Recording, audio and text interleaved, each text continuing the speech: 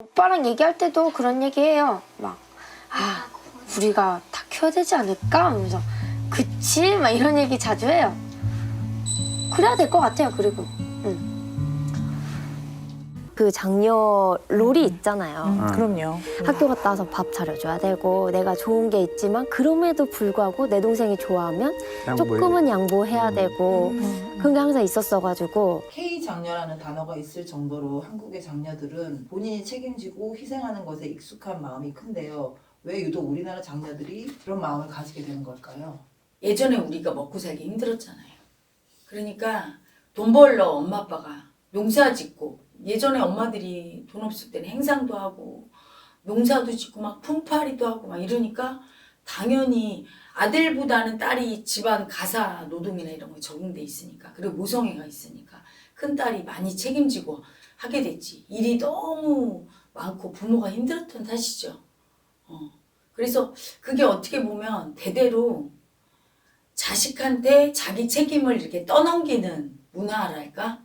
그런 게 생겼던 것 같아. 근데 처음에는 책임을 떠넘기니까 고마워했는데, 부모는 자식을 자기 소유물로 여기는 마음이 크니까 나중에는 어차피 너는 내 거야 이 마음이지. 내가 낳았으니까. 하니까 떠넘길 때 그게 되게 고맙고 미안하고 이런 마음도 없이 그냥 너무나 당연하게, 그리고 무의식 속에서 늘 그래왔어. 특히 이제 부모가 나한테 그런 책임을 많이 떠넘겨서 내가 그걸 졌던 사람일수록 나도 당연하게 자식은 그렇게 하는 거지, 내가 했던 만큼. 그래서 그런 문화가 생긴 거 아닐까 싶어요. 그래서 첫째 딸 같은 경우는 살림미천이라고. 그렇지. 그러니까 아예 그런 말이 생길 정도로 당연해 이렇게 당연시 되는 문화.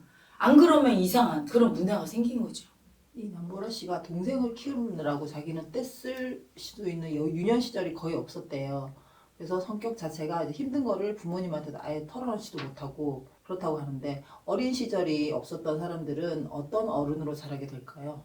몸은 밥을 먹고 자라는데 마음은 인정받을 때 자라거든. 애기 짓을 해야 애기 마음을 인정받는 거예요. 근데 부모가 이렇게 바쁘고 힘들어. 애기 짓을 할 수가 없어. 아무 눈치를 보니까. 다 애기 마음 올라와도 참게 돼. 나도 그랬거든. 나도 K장녀예요. 내가 2살 되니까 동생이 생기더라고. 그러더니 날 불러놓더니 너는 언니라는 거야. 2살짜리야. 그래서 언니는 절대 떼쓰면 안 된다는 거야. 그래서 그다음부터 나는 이게 얌전해야 되고 굉장히 애기 마음에 올라오잖아. 동생이 애기짓 하는 거 보고 나도 징징거리고 싶고. 근데 엄마는 2명을 못 봐주니까 참게 되고, 나는 오히려 언니로 얘를 갖다 보살펴야 되는 입장이 되고, 이렇게 되면서 마음이 되게 애기가 속에 들은 어른이 되죠.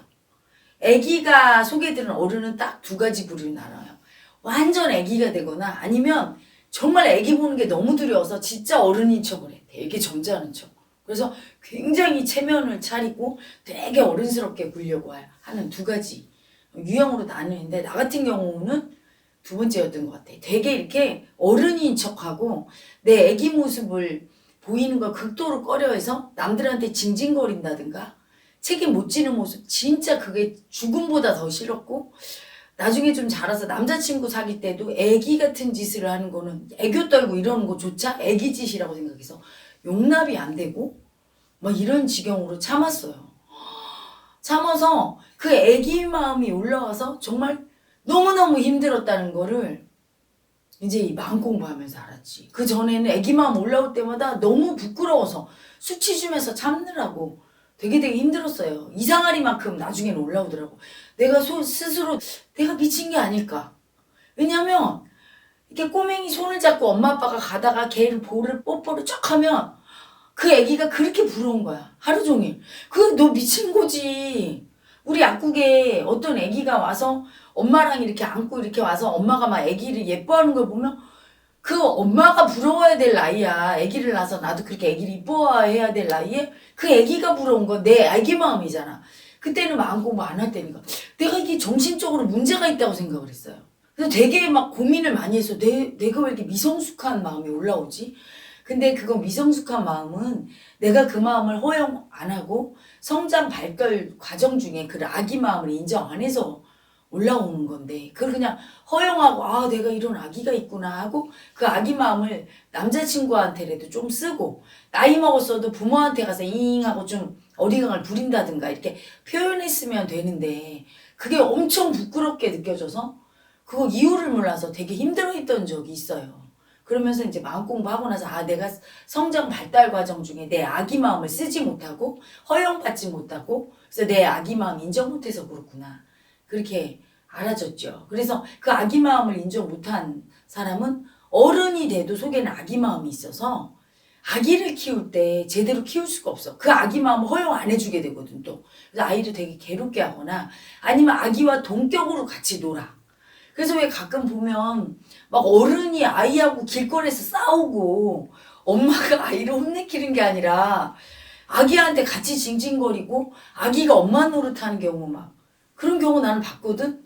길거리에서 엄마가 막 우는데 애가 엄마 나 따라오면 돼 하고 막 데려가더라고. 그런 이상한 현상이 발생하는 거죠. 애 어른이 되는 거지. 남보라 씨가 어린 시절부터 동생들이 자기를 보고 따라하는 걸 아니까 그게 되게 힘들었대요. 자기도 아기인데 주 양육자가 자기가 된 현실이 되게 힘들었다고 하는데 쉬고 싶다가 넘어서 이제 죽고 싶다라는 마음까지 올라온대요. 그럼 이렇게 책임지느라 힘든 마음이 이 죽고 싶다는 마음과도 연관이 있을까요?